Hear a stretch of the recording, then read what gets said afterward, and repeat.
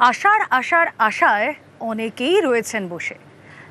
আজ বাদে কালই পয়লা আষাঢ়, আর আষাঢ়স্য প্রথম দিবস মানে ঘন কালো আকাশ আর ঝেঁপে বৃষ্টি। এটাই তো সচরাচর আমরা দেখে থাকি। কালিদাসও সে কারণেই লিখেছিলেন। কিন্তু কোথায় কি, হ্যাঁ কিছু কিছু জায়গায় বৃষ্টি হচ্ছে, কিন্তু বর্ষার বৃষ্টি না সেভাবে দেখা যাচ্ছে না। তবে সুখবর রয়েছে, ব্যাপক গরম, তীব্র অস্বস্তি, তার থেকে ফাইনালি মুক্তি। কাল থেকে একাধিক জেলায় ভারী বৃষ্টি দক্ষিণ 24 পরগনা, পূর্ব ও পশ্চিম মেদিনীপুর। কাল ভারী বৃষ্টি পূর্ব ও পশ্চিম বর্ধমান, ঝাড়গ্রাম, পুরুলিয়া, বাঁকুড়ায়। বিক্ষিপ্ত বৃষ্টি হলেও গরম অস্বস্তি থাকবে কিছু কিছু জায়গায়। কথা বলবো, প্রতিনিধি সুদীপ্ত সেন রয়েছেন সঙ্গে। সুদীপ্ত,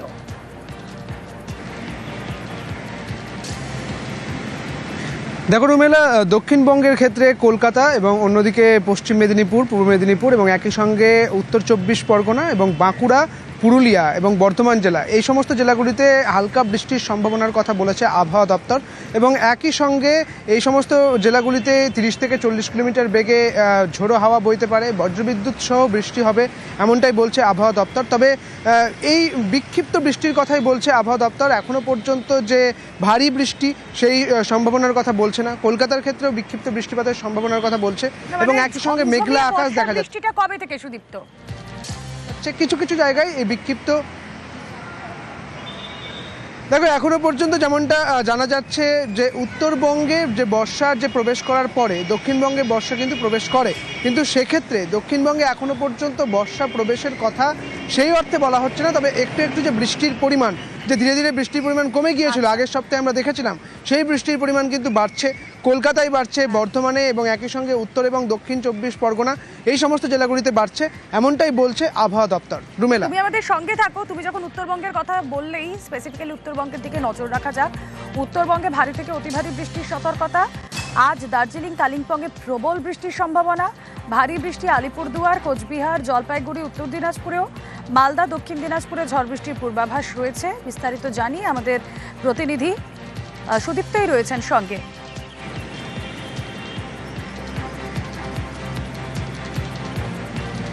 দেখো রুমেলা, উত্তরবঙ্গের ক্ষেত্রে দুটি জেলা, মূলত উত্তর এবং দক্ষিণ দিনাজপুর এবং একই সঙ্গে দার্জিলিং, কালিম্পংয়ে কিন্তু বৃষ্টিপাত হচ্ছিলই এবং এই বৃষ্টিপাত কিন্তু সেখানেও এই মাঝারি বৃষ্টিপাত, কোথাও একটু ভারী বৃষ্টিপাত এরকম হচ্ছিল। এখন যেটা আবহাওয়া দপ্তর জানাচ্ছে যে উত্তর এবং দক্ষিণ দিনাজপুর এই দুটি জেলাতে কিন্তু বৃষ্টিপাতের সম্ভাবনা বাড়বে এবং সেখানেও কিন্তু বজ্রবিদ্যুৎ সহ বৃষ্টিপাতের সম্ভাবনা বাড়বে এবং একই সঙ্গে উত্তরবঙ্গের আরও বেশ কিছু জেলায় কিন্তু বৃষ্টিপাত হবে, যেমনটা দার্জিলিংয়ে, কালিম্পংয়ে, আলিপুরদুয়ারে, কোচবিহারে বৃষ্টিপাত হচ্ছিল, সেই বৃষ্টিপাত কিন্তু থাকছে এবং সেই সঙ্গে ওই সমস্ত জেলাগুলিতে বৃষ্টিপাত বাড়বে, এমনটাই বলছে আবহাওয়া দপ্তর। রুমেলা, বেশ।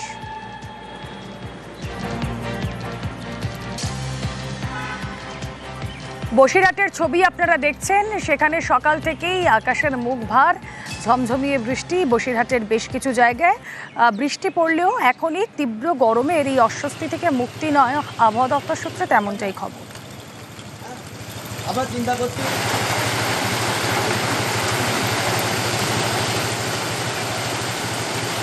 কাকদ্বীপের ছবিও আপনাদের দেখাবো।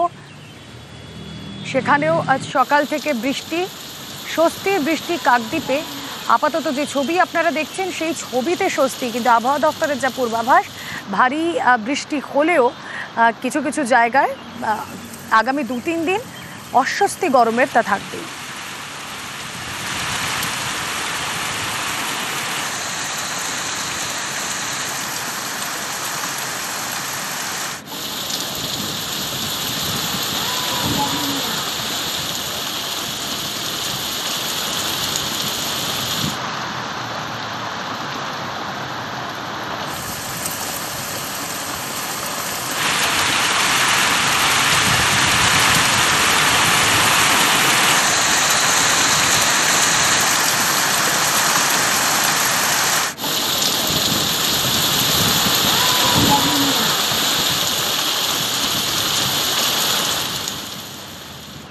এই যে বৃষ্টির ছবি দেখাচ্ছিলাম, উত্তর দিনাজপুর ইসলামপুরে রাতভর বৃষ্টি, আর সেই বৃষ্টিতে ভেসে গেল বাঁশের সাঁকো। সেই ছবি আপনাদেরকে দেখাচ্ছি। কথা বলবো, চঞ্চল প্রতিনিধি রয়েছেন আমাদের সঙ্গে। চঞ্চল, ব্যাপক বৃষ্টি এবং যে ছবি আমরা দেখাচ্ছি, ভেসে গেল, তলিয়ে গেল বাঁশের সাঁকো। তবে একেবারে কিন্তু গতকাল রাত থেকে যে টানা বৃষ্টি, সেই বৃষ্টির কারণে কিন্তু ইসলামপুর ব্লক থেকে ডাঙ্গাপাড়া এলাকায় দহঞ্চা নদীর জল বাড়াতে কিন্তু বাসের একটি সাঁকো ছিল, সেই সাঁকোটি ভেসে যায় এবং অপরদিকে আরেকটি যে সাঁকো, সেই সাঁকো কিন্তু ভেসে যাওয়ার পরিস্থিতিতে দাঁড়িয়েছে এবং সেই সাঁকো বাঁচাতে কিন্তু এলাকার মানুষ আপ্রাণ চেষ্টা চালাচ্ছে এবং যাতে ওই বাসের সাঁকোটি যাতে ভেসে না যায়, এবং ভেসে গেলে কিন্তু যোগাযোগ ব্যবস্থা প্রায় বিচ্ছিন্ন হয়ে যাবে, এমনটা কিন্তু গ্রামবাসীরা জানিয়েছেন। তবে গ্রামবাসীর সূত্রে যেটা জানা গেছে, দীর্ঘদিন ধরে ওই এলাকায় একটি সেতুর দাবি ছিল এবং সেই সেতুর জন্য কিন্তু জমিও রেজিস্ট্রি করে দেওয়া হলেও কিন্তু এখনো পর্যন্ত সেখানে সেতুর কোনো নির্মাণের কাজ শুরু হয়নি। এতে কিন্তু ক্ষোভ বাড়ছে গ্রামবাসীদের এবং গ্রামবাসীরা চাইছেন যাতে এবার দূরত্ব যাতে সেখানে একটি সেতু নির্মাণ করে সমস্ত সমস্যার সমাধান করা হবে, এমনটা কিন্তু দাবি তুলেছেন। বেশ, বৃষ্টির কারণে আমাদের ছোট ব্রিজ যেটা ভেসে চলে গেছে, আপাতত নতুন ব্রিজ একটা রিপেয়ারিং করছে, এটার কোনো ভরসা নেই। বাঁশের সাঁকো, এটার কোনো ভরসা নেই কখন ভেঙে যাবে। একটা যদি অসুস্থ মানুষ হয়ে যায়, তাকে আমরা কি করে নিয়ে যাবো হাসপাতালে, তারও কোনো ব্যবস্থা নেই। ভয়ঙ্কর সমস্যা হচ্ছে। ঠিক আছে, আমাদের এখন 17 কিলোমিটার ঘুরে যেতে হবে। প্রশাসনের কাছে আমাদের একটাই আবদার, আমাদের ব্রিজটা অতি শীঘ্রই হোক বা ইমিডিয়েটলি করে দেব, তাই আমরা আবদার করি। ডাঙ্গাপাড়া ব্রিজ বৃষ্টির ফলে ওটা ভাঙে নিয়ে চলে গেছে। যাদের অসুস্থ ইমার্জেন্সি ইসলামপুর যেতে হবে, আজকে 17 কিলোমিটার ঘুরে তাদেরকে যেতে হচ্ছে। প্রতিদিন কত লোক এদিক দিয়ে যাতায়াত করে? প্রায় মোটামুটি 15,000। এটা রেডি করতেছে, তবে সম্ভাবনা এটাও ভেঙে যেতে পারে। প্রত্যেক বছরে 2-3 বার ভাঙে, আবার বানায়। কি করবে এখন লোক, যাওয়া আসার সুবিধা তো নাই।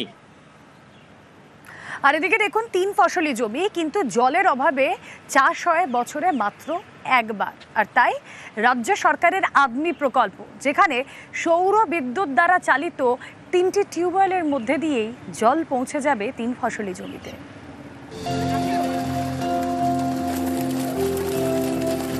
জলপাইগুড়ির নাগরাকাটা ব্লকে আংরা ভাষা 2 নম্বর গ্রাম পঞ্চায়েত।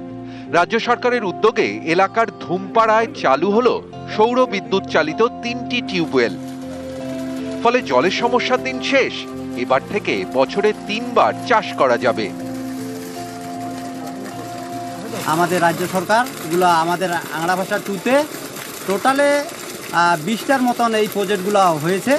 তাতে এই এলাকার লোকের যেখানে 1 ফসলি জমি, এই জলের ব্যবস্থাটা পায়ে আমরা কিন্তু এইখানে এই এলাকায় কিন্তু 3 ফসল চাষ করতে পারবো।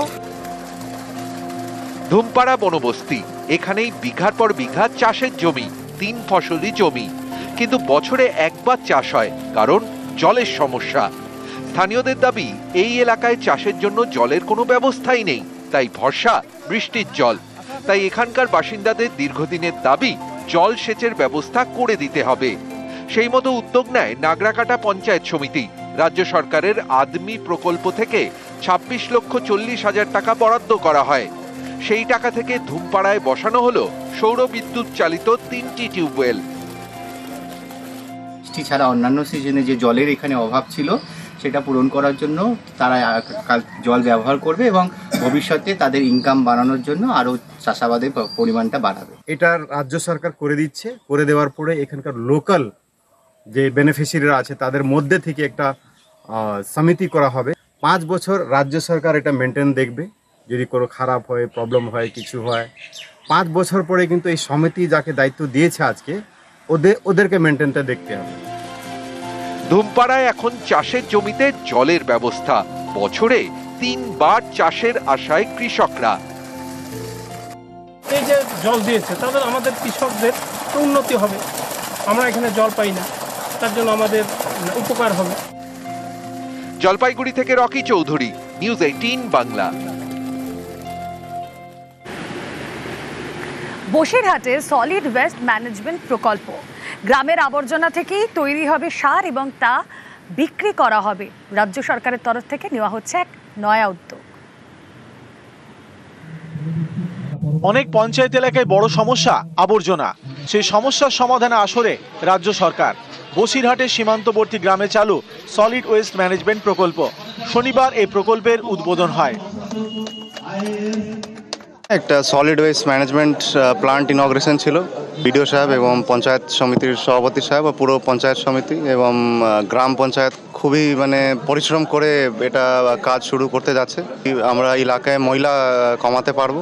এর নেক্সট স্টেপ আমরা যে ওয়েস্ট যত জেনারেট হচ্ছে ওটার আমরা প্রসেস করে হতে পারে সার তৈরি করতে পারবো। ওই দিকে আমরা এগোবো। তো আমরা আশা করি এটা প্রোগ্রাম খুবই সাকসেসফুল হবে। উত্তর 24 পরগনার বসিরহাটের ইটিন্ডা পানিতোর গ্রাম পঞ্চায়েত এই এলাকায় চালু হয়েছে সলিড ওয়েস্ট ম্যানেজমেন্ট প্রকল্প। প্রথমে গ্রামের বিভিন্ন এলাকা থেকে আবর্জনা সংগ্রহ করা হবে। পচনশীল সে আবর্জনা থেকে তৈরি হবে সার, সেই সার বাজারে বিক্রি করা হবে। এছাড়াও আবর্জনা থেকে আলাদা করা হবে প্লাস্টিক, সেই প্লাস্টিকও নতুনভাবে কাজে লাগানো হবে। এই ওয়েস্ট ম্যানেজমেন্ট প্রকল্পে কাজ করবেন স্বনির্ভর গোষ্ঠীর প্রতিনিধিরা। স্থানীয়দের দাবি এই প্রকল্প চালু হওয়ায় এলাকা পরিষ্কার পরিচ্ছন্ন থাকবে। আমরা খুবই খুশি এবং তাতে করে কি রোগ জীবাণু, এই মশা মাছি, ডেঙ্গু এসবগুলো হবে না। বর্জ্যগুলো দিয়ে সার তৈরি হবে, খুব ভালো, আমাদের উপকৃত হবে। তো গ্রামবাসী হিসাবে ভীষণ খুশি এবং আনন্দিত, কারণ আমরা দেখেছি যে শহরে এলাকায় এরকম বাড়িতে বাড়িতে থেকে বর্জ্য পদার্থ নিয়ে সারে রূপান্তরিত করা হচ্ছে, সেইটা আজকে বাস্তবায়িত হচ্ছে আমাদের ইটিন্ডা পাইন্তর অঞ্চলে। বসিরহাট থেকে অনুপম সাহা, নিউজ 18 বাংলা। আলিপুরদুয়ারে তোরসা নদীর পাড় থেকে নাকি তোলা হচ্ছে মাটি, আর সে কারণে তৈরি হয়েছে সেখানে বড় বড় গর্ত। স্থানীয়রা অভিযোগ করছেন যে সেই গর্ত ভরাট করতে এলাকার আবর্জনা গিয়ে ফেলা হচ্ছে ওই মাটিতে।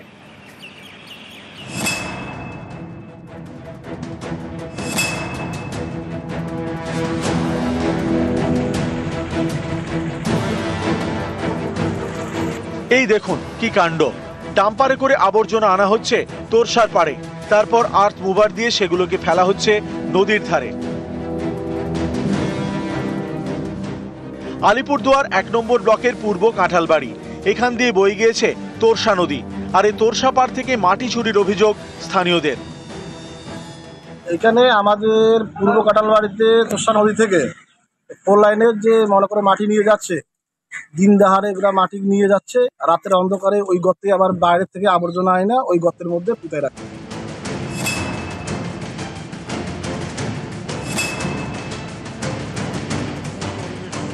তোরসা নদী পূর্ব কাঁঠালবাড়িতে এই নদীর পাড় থেকে মাটি তুলতে তুলতে গর্ত হয়ে গিয়েছে। এই দেখুন বড় বড় গর্ত, নদীর জলও দেখা যাচ্ছে। এই গর্তগুলো ভরাট করতে ফেলা হচ্ছে আবর্জনা। স্থানীয়দের অভিযোগ, বাজার এবং হাসপাতালের আবর্জনা এনে ফেলা হচ্ছে গর্তে, সেইগুলি গিয়ে মিশছে নদীর জলে। শনিবার আবর্জনা নিয়ে আসা ডাম্পার আটকে বিক্ষোভ দেখান স্থানীয়রা। গোটা বিষয়টি পুলিশকে জানানো হয়। আমাদের এইখানে অনেক বিভিন্ন ধরনের জায়গা থেকে মনে করো পলাশবাড়ি, শিশিয়ারগড়, ওই সমস্ত জায়গা থেকে কাঁচরা নিয়ে এসে আমাদের শিলতোষা নদীতে কোথায় রাখতেছে, ঠিক আছে। তার কারণে আমরা গাড়ি আটক করে রাখছি। এখন গাড়ি আটক করার মাধ্যমে পুলিশ প্রশাসন আসার পরে এখন ওইখান থেকে নদীর থেকে আবার কাঁচরা ওটাই নিয়ে এতে গাড়ি দাঁড় করানো হবে।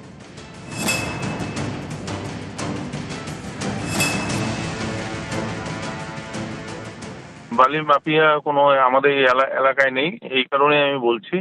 আমাদের 4 লেনে কাজ চলছে, ওরা যদি মাটি না তোলে, বালি না তোলে, তাহলে রাস্তা কি করে হবে? মাটি তো তুলতে হবে নিশ্চয়ই। ওরা কাগজপত্র ঠিক করেই মাটি তুলছে, বালি, আর যে আইন সংক্রান্ত যে ব্যাপারগুলি মেনটেন করতে হয় সেটা মেনটেন করেই মনে হয় তুলছে। আমাদের পুলিশ তারা চেক করছে, বিএলআরও চেক করছে, তারা গুরুত্ব সহকারে দেখছে নদীগুলি। আলিপুরদুয়ার থেকে রাজকুমার কর্মকার, নিউজ 18 বাংলা।